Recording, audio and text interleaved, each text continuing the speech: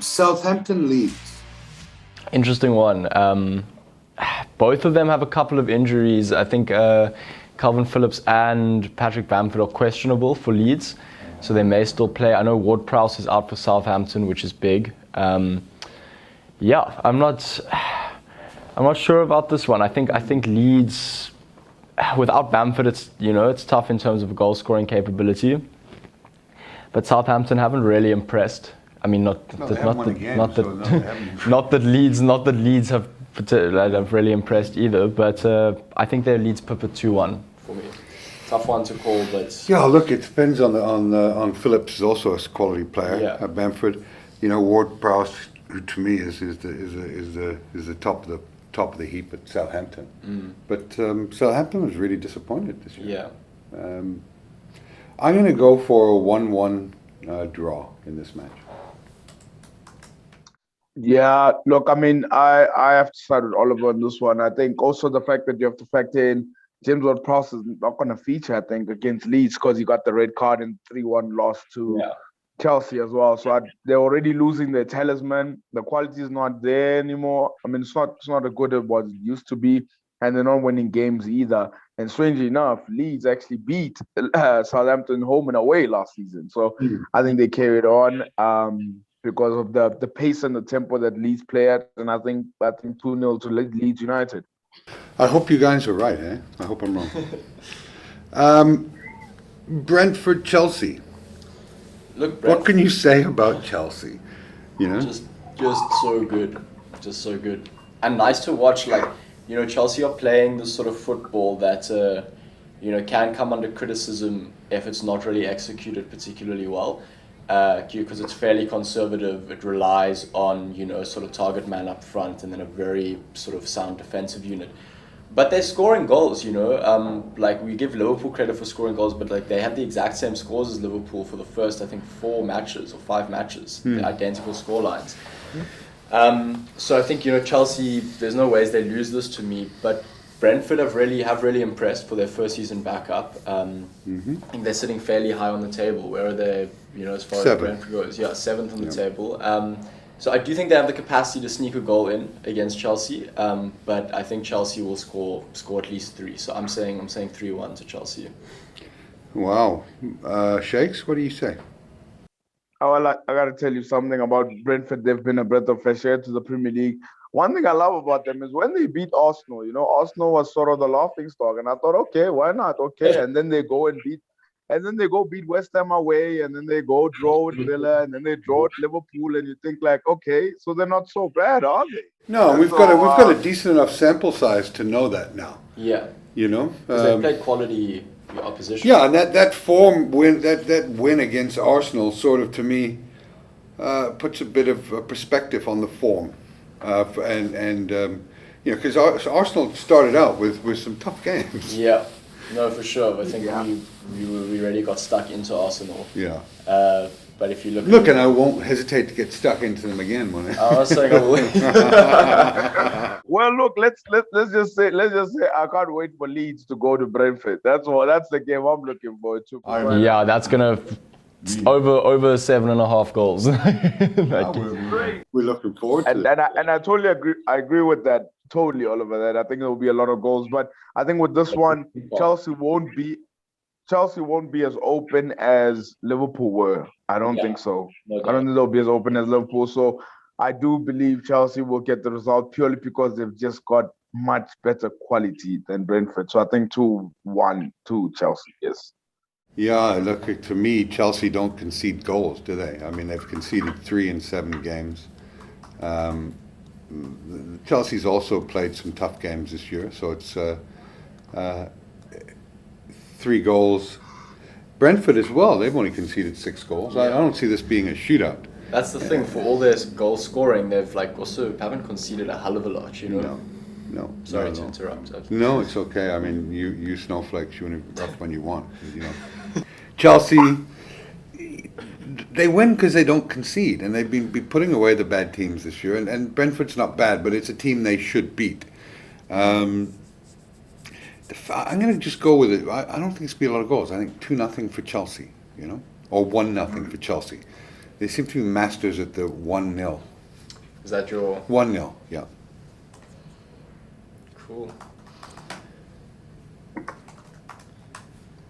All right, so do we have up next? Awesome. Arsenal Crystal Palace. Shakes, how much confidence are you taking from Arsenal's past month? I would say a lot. Well, look, I think there's 2 games we missed there because the Arsenal Crystal Palace is on Monday. So Oh, sorry, yeah, no, I've completely skipped Everton and West Ham and Newcastle Tottenham. it's not a big game, anyways.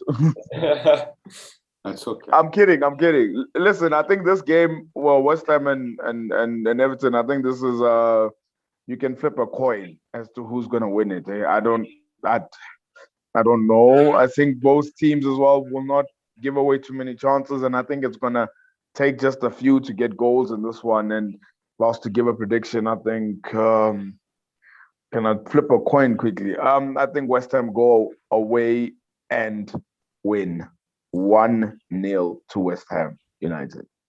Look, the interesting thing is Everton have scored the most goals and won the most games against West Ham out of all in the Premier League, out of all the sides they've ever played. It says, 27 games they've won against them and 87 goals. So, history does sort of dictate that that it'll be Everton's day.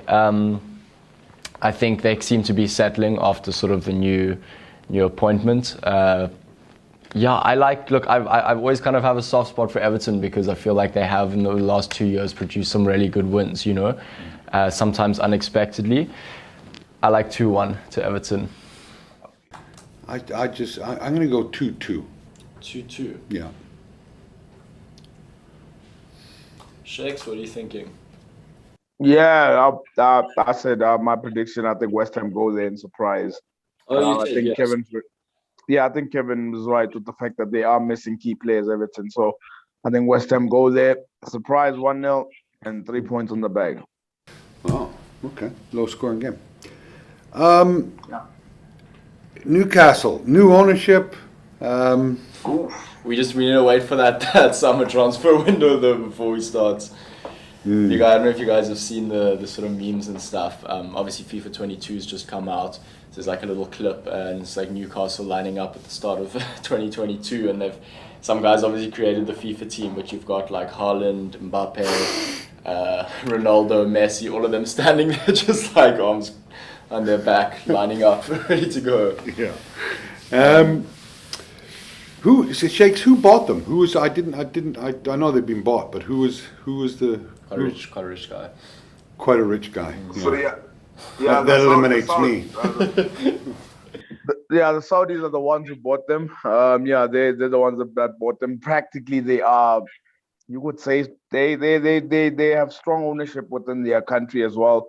They've got a lot of financial muscle behind them as well. They've got a person by the name of Amanda Staveley, I think, that is going to be heading up the whole, running the whole corporation of Newcastle just in the meantime. And it's unreal. When you look at the worth or the net worth of Manchester City owners, I think they said it's about 24 billion euros, I think, or 25 billion euros. And when it comes to Newcastle's owners, their net worth is over 300 billion. That's crazy money. You could just already see that for you. Crazy. Yeah, crazy money. And now obviously there's talks about whether Steve Bruce is gonna be there or he's not gonna be there. He's gonna manage his final game. I don't think he's the guy that they're going to take him forward. But I guess in the next 10 years, you guys might see a Newcastle that's top 4 possibly all the time. Well, I don't see any of these Arabian-based owners with someone as unflamboyant as a Steve Bruce. Yeah. He's got bad hair. He's not attractive. They're going to want somebody a bit more flashy and managerial, if you will. Yeah, and just it'll be interesting to see how that melds with the Geordie culture, because the Geordies aren't the most sophisticated group of people in the world. Well, you may just overturn that Geordie culture and it just becomes, a Galactico side. It's very, very possible. Can you imagine like Geordies having massive football success with their accent? Yeah. It would be hilarious. And Robert Lewandowski leading the strike force. Look, Steve Bruce, 1,000 game as manager, he's won just 4 of his 26 encounters with Spurs. Look, and in fairness to Steve Bruce, he was working for an absolute dickhead by all accounts. Yeah. And somebody that really didn't have the best interests of Newcastle. Yeah, it's crazy. I mean, it's crazy how it filters down. You know, it's if there's poison in one area, that's not even the coach or the player in the team. It's just. Well, it's nothing worse than having that poison right at the top of the pyramid. But look, I think as much as in terms of the game, as much as Newcastle may be feeling sort of festive and stoked about the new ownership, I don't think it's enough to beat Spurs. So they haven't beat Spurs in the last 4 games, haven't managed to get a win. Spurs recorded a nice win over Aston Villa. I think that was the last game they had before heading into the break. I like Spurs to go there 2-0. It's tough because it's like, yes, they've now got a 300 billion, which is about 300 billion more than I have in the bank. They got a $300 billion owner, but nothing's changed. Yeah. So Yet. it's if anything, you may have a lot of uncertainty in that with players that know that they're not going to be playing here. That if they've bought houses there. Their kids in school, if they're related, what's going to mean. This sort of thing can actually do more damage than good In the immediacy. in the short term. So I think Tottenham go up there and break up the party and win convincingly 2-0. Cool. I think it's going to be very interesting. I think Steve Bruce will take charge of this because I think they're allowing him to do the press conference just before the game. I don't think they would allow him to do that and still not take charge of the game. And I think maybe Unless he's a real dickhead. Unless the owner's a real bastard. Say goodbye. I would say I think Newcastle might show a little bit of fight purely because it might be his last game. I mean, they did say he's kind of also lost the dressing room a bit, because the results just does suggest so. So I think I'm going to go 1-1 this weekend. I think Newcastle 1-1 and it's his final game, and eventually they'll bring in someone that they like. I guess someone who with better hair, according to Kevin Pettis. Look, don't underestimate. I mean, you either cut it all off, like Pep does, but you can't have the Steve Bruce hair, No swagger there. I agree. My Scientology in betting's not always good, but it's fun. Arsenal versus Crystal Palace. Ooh, a London derby. There's so many of them here. Yeah. No, I just said there's so many London derbies. Look, Crystal Palace have been, they've only won 1 game, but they've, in the last 5 they've only lost 1. 2-2 to Leicester, 1-1 Brighton, both two difficult opponents. They got blown out by Liverpool away, which they usually do, 3-0. They got hammered. They hammered Tottenham, and drew with West Ham. So Crystal Palace aren't a bad side, and maybe the systems that Vieira's and the teachings there are starting to take root. It's going to be a tough game. It's going to be a tough game because these always are. Yeah, I mean, look, it's just sort of given the form guide so far, like you said, they've only won 1, but they've drawn 4, so what does that mean for an Arsenal side that's also drawn, I think Arsenal's drawn 3, yeah. Kind of. No, Arsenal's only drawn 1 game. They've only drawn 1? Yeah. Okay, well, who was that to Brighton? The most recent one. Yeah. 0-0. Yeah, so I don't know. You're coming off the back of a draw. Crystal Palace only won 1, so I don't think that inspires enough to beat an Arsenal side that has been gaining steam, definitely. I could very easily see this one being another draw on Palace's sheet, or 1-1-1. Look, Arsenal's only, sorry Shakes, I know you want to wade in there, but Arsenal's only scored 5 goals. They don't exactly bulge the old onion bag. Yeah. And Crystal Palace have only scored 8. These aren't 2 prolific scoring teams. I like a low-scoring game.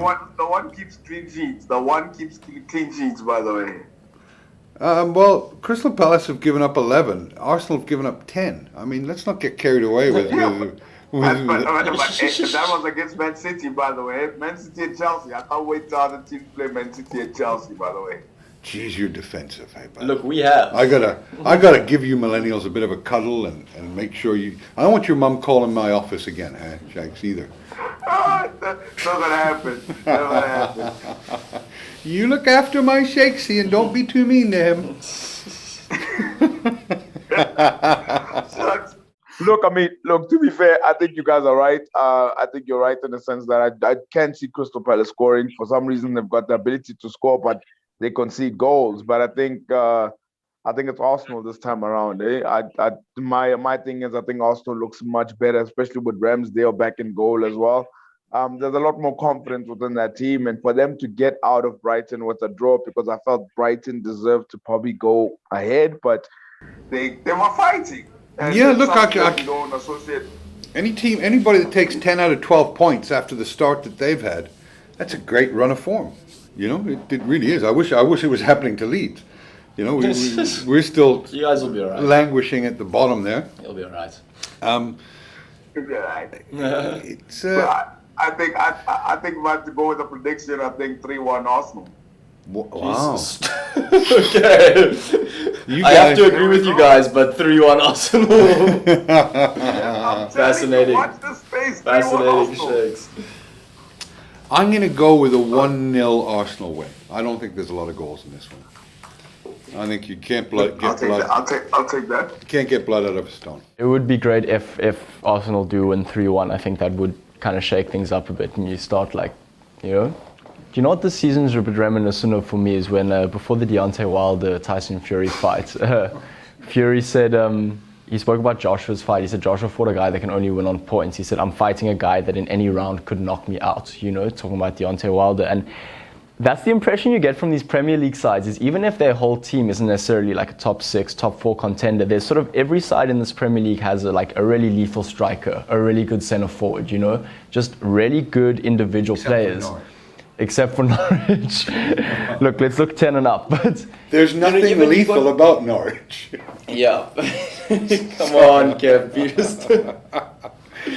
Yeah, that's They're about as lethal as a mosquito on an elephant. You know, it's. Do you know what I mean though? From 8 upwards, there's guys that are, you know, even Newcastle have the same maximum. You know, who can go out there and on his day. You know, Zaha for Crystal Palace. Well, at least Newcastle scored 8 goals. Yeah. You know? So yeah, I agree with that. I mean, Norwich could be the collector of the lowest point total ever in the Premier League. That's how bad they are. You know. We'll see. Who was it last year? Sheffield. Similar start for Sheffield last season. Mm-hmm. Was it this bad? Yeah, I think it was close. Yeah. I think 1 out of 16 possible 16 points or something around this time last season. I could be wrong on that, but yeah. Look, I get what you're saying. I mean, each team. I mean, you've got teams like Leicester, Arsenal, West Ham, Tottenham, that are all mid-table. You know, you've got Leeds who on last year's form beat Man City with 10 men. Yeah. You know, so yeah, there's that. No game it's tough to bet on. So it makes it the greatest league to watch, though. Of course, but by a country mile, especially now with Barcelona looking so bad. Yeah. But do you guys have any value bets for the folks out there? So I've put down a little multi-bet here. I've actually got 2. I think one value bet really is you can get even money on Tottenham. Tottenham 2.07 to beat Newcastle. I really think that's a sound bet if you want to go straight out. But then in a multi-bet, I've got both teams to score. United, Leicester. Tottenham to win, and then Chelsea to beat Brentford. Chelsea are 1.6 to beat Brentford, and look, 60% of your money back on this Chelsea team also isn't a bad bet, you know, if you're willing to put down a decent amount. But all of those combined gives you odds of 5.39. That's probably because of the wobble, you know, they lost a couple games, Man City and Juventus, of course, world-class But I mean, teams. yeah. But yeah, look, are Brentford overpriced? I don't know. I mean, Chelsea don't really strike me as a team that's going to go there and blow them away. to me, it's going to be, they're so disciplined at the back, They're built off that discipline, and that's where the game extends from. So it's not a bad bet, Ali, 60% return on your money. To me, though, after listening to Sheikh's soliloquy, talking about 5-0, 5-0, 5-0, 5-0, 5-0, I've got to go with Tottenham. I've got to go with City by -2.5 handicap to beat Burnley. Yeah. And tear them a new bungholio. Great, there you guys are. Oh wow, I was laughing there. Sorry about that. I don't find myself funny, Shakes. I can't believe you're laughing at me. I find you funny, man. Thanks. That's all I'm saying. Thanks, man.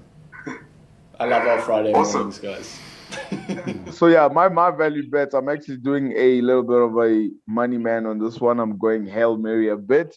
Because the odds are actually pretty high. No, they're actually That's pretty high. I can't believe how high that's they are. very unfair. I haven't been Hail Marrying anything this year. You left that in No, I 2020. mean, I'm just, Got a Hail Mary, Manchester City win and over 3.5 goals. Anytime goal scorer, Watford versus Liverpool, Mohamed Salah. And then for Leicester versus United, I went draw or Manchester United and over 2.5 goals. Double chance, draw or West Ham against Everton. And then last but not least, double chance and over 1.5 goals, draw or Brighton and over 1.5 goals. Maybe you could mail us your code so we can put it up. Yeah, let's do that. Yeah. Can you do that for us as well, Shakes? I think that requires a bit of a Definitely. Hail Mary from the two of us too. So let's put down one, and then we'll pop them all up on the Facebook, on Twitter this weekend. I'll put up a Hail Mary. I'll do some research tonight. Sweet. And because that's a well-researched bet. Yeah. You do that. I want to thank you guys for coming in. Always funny and always fun Yeah. to chat to you guys, especially after a long break. Always miss you guys. Of course. Thanks for always having us. Thanks, man. Thanks, Ollie. Shakes. always a Shakes. pleasure, guys. I'll check you guys. I'll see you guys, huh? Good luck this weekend, man. Yeah, have a good one. Yeah, all the best. I'll share my code as well. Please do. Thanks, Shakes. Cheers, Shakes. See you, bud.